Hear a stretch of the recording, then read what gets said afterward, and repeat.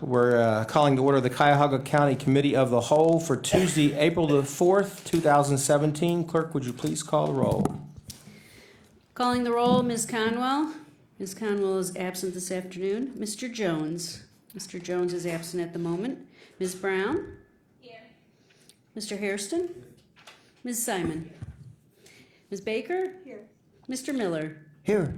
Mr. Tuma. Here. Mr. Gallagher. Mr. Schron. And Council President Brady. Here. You have a quorum. All right. Any public comment related to the agenda today? Yes, Mr. President. Karen Clinton. All right.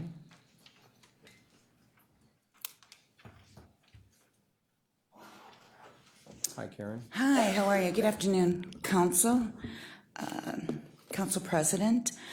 I'm here today to discuss, I believe it's Resolution 217055. There's been a lot of talk, a lot of discussion about whether or not to go out for letters of credit for Metro Health. There's been some good things said and there's been some negative things said. I just want to caution all of you not to forget the history of this hospital and the history of the Cuyahoga County corruption. All of you today think that, well, that's just in the past, it's gone, all's forgotten, we're moving forward, life is good. Unfortunately, I wish I could agree with that. And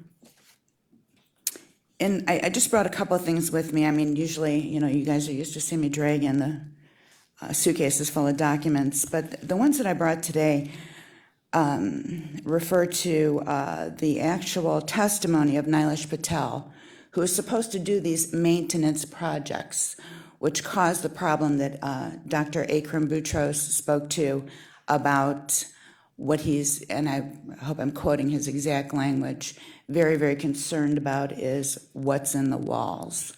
Well, we know what's in the walls.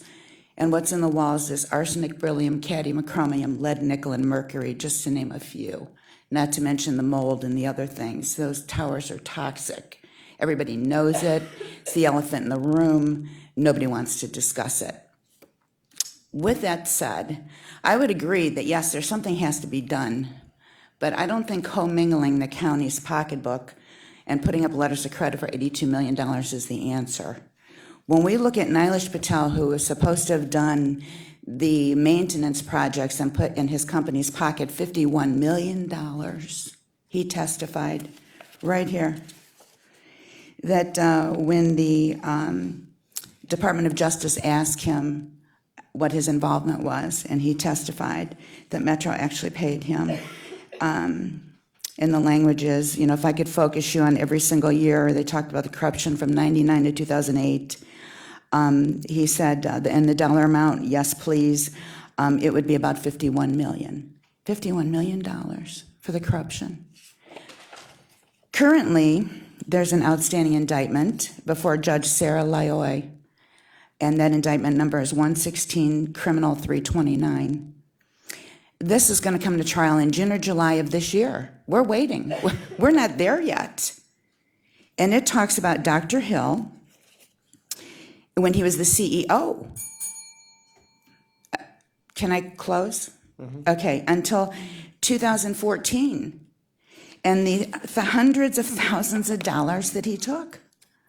We're still in court.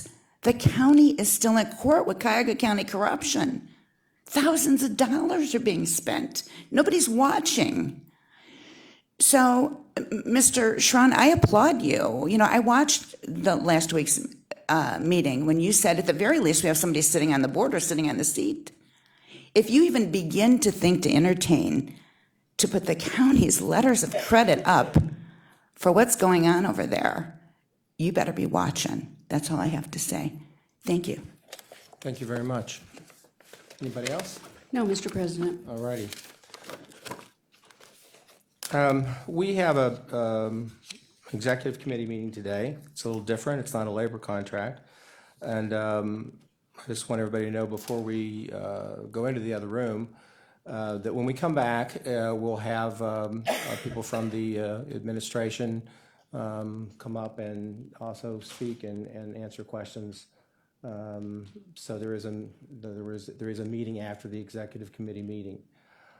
So you can anticipate that. We'll be listening to representatives from Metro Hospital for the most part during the executive session.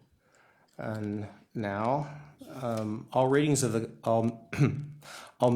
Cuyahoga County Council are open to the public under Ohio open meeting laws. Under that law, council may go into executive session during a meeting for specifically authorized purposes.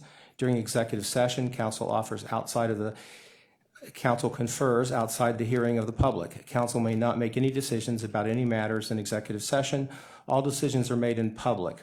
This afternoon, the council's committee of the whole will go into executive session to discuss confidential information identified in Ohio Revised Code 121.22G8 and ORC 121.22G8A related to the economic development assistance or public infrastructure improvements. The executive session is necessary to protect the interests of the applicant or possible investment or expenditure of public funds to be made in connection with economic development projects pursuant to Ohio Revised Code 121.22G8B. During this time, our live stream will be down and we ask all those not specifically needed for the executive session to remain in council chambers. Council members will convene in the adjacent committee room A and will re-enter the meeting once the executive session has ended. Is there a motion to go into executive session for the purposes previously stated? It's been moved and seconded. Will the clerk please call the roll? Moving to executive session, Mr. Jones. Mr. Jones is still absent at this moment. Ms. Brown? Yes. Mr. Hairston? Yes. Ms. Simon? Ms. Baker? Yes. Mr. Miller? Yes. Mr. Tuma? Yes. Mr. Gallagher? Yes. Mr. Schron? Yes. And Council President Brady. Yes. Motion carries. All right.